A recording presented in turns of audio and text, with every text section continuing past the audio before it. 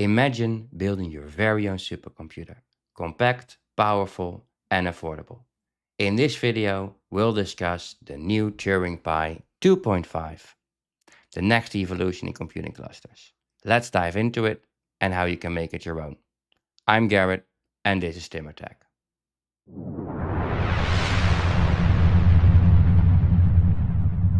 Before we dive in, if you're excited to learn more about building your own supercomputer, don't forget to like this video and subscribe down below to this channel. So what exactly is a Turing PI? At its core, it's a cluster board. But what's a cluster board? Well, think of a supercomputer that normally is made up of rows and rows of servers, all connected through network, and together they share a workload.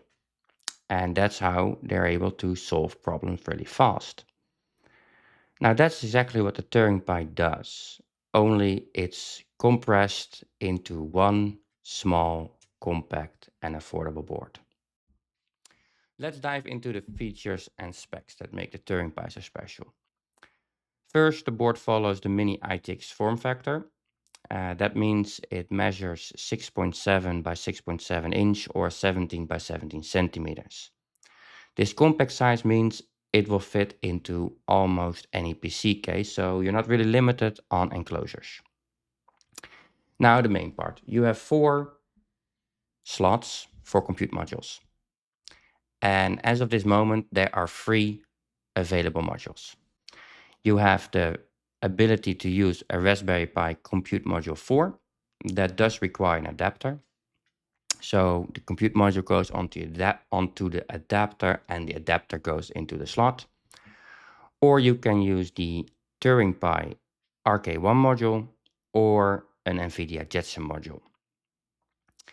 Now, each node has its own dedicated fan connector. Some of the boards like the Turing RK1 or NVIDIA Jetson have to come with a heatsink. So their own adapter and their own connector for a fan allows you to keep it cool, even when it's under heavy workload. Now, when it comes to power, it uses the standard 24-pin ATX connector. So basically any standard PC power supply will be able to connect. For those that don't want to use a power supply standard ATX, you can use a Pico PSU, which uses this connector and goes to an external power adapter. So what else do we have? We got a RTC real-time clock. It takes a CR2032 battery. On the ports, what do we have? We have 2 USB 3 ports, 2 Ethernet ports, 1 HDMI, 1 USB 2 port, which you can use for peripherals, which you can link to your desired node, 1 USB-C port for flashing the nodes. Here we have 2 USB-C ports for base management controller, the BMC. That's the board itself. So every node will get its own IP number on the network, and the board itself will get its own IP number, which allows you to log into it and control everything you want. Now here we have UART pins. That basically means that you can connect to the serial console of each node. Next to the real-time clock, we have here a little switch, and that allows you to control the header pin next to it for connecting a fan. And the switch allows you to switch between 5 or 12 volts. And here at the end, these pins are for LED power, etc. Furthermore, we have 2 buttons here, and that allows you to turn it off, on, and even recover the board from any kind of firmware failure. Next to node 1, we have here a general input-output header, and that allows you to connect any kind of hobby project you want to it.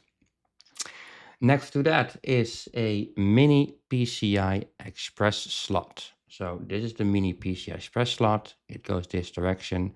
And under there is actually a SIM card slot. So the mini PCI Express slot allows you to, even in this one, allows you to install a modem for any wireless connectivity. And here we have a second mini PCI.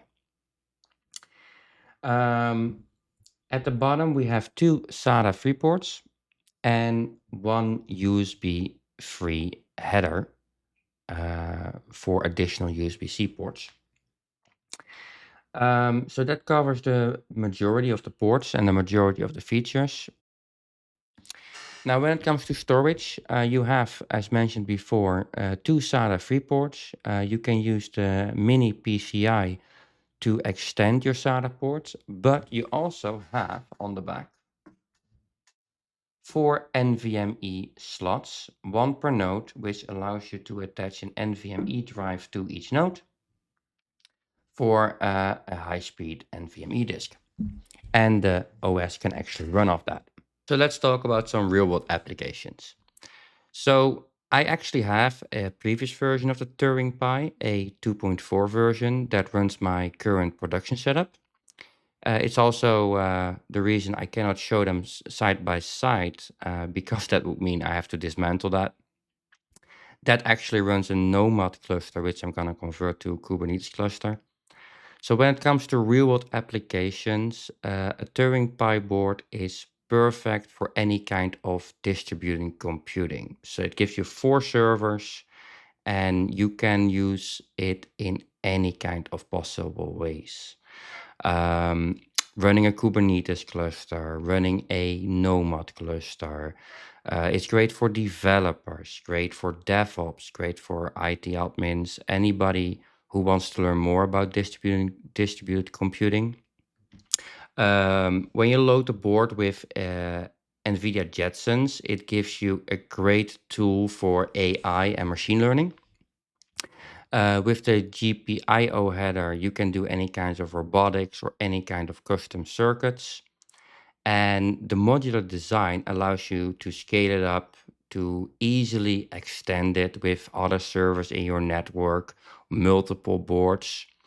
When it comes to edge computing and IoT, it's great for processing data from IoT devices, set up remote monitoring, even any kind of off-grid solution because of the SIM card slot with a modem allows you any kind of cellular connectivity. Media servers, file storage, file sharing, you're running your own cloud services.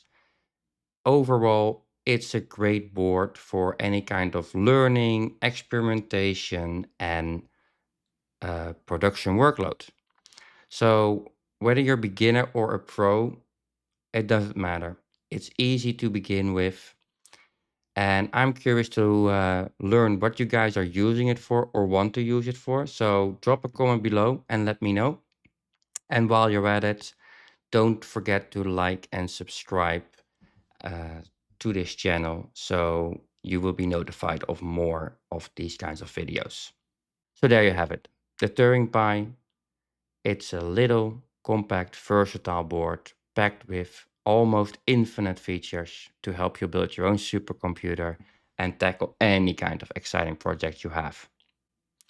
In the next video, I'm going to show you how to build it up, how to set it up step by step, putting it all together.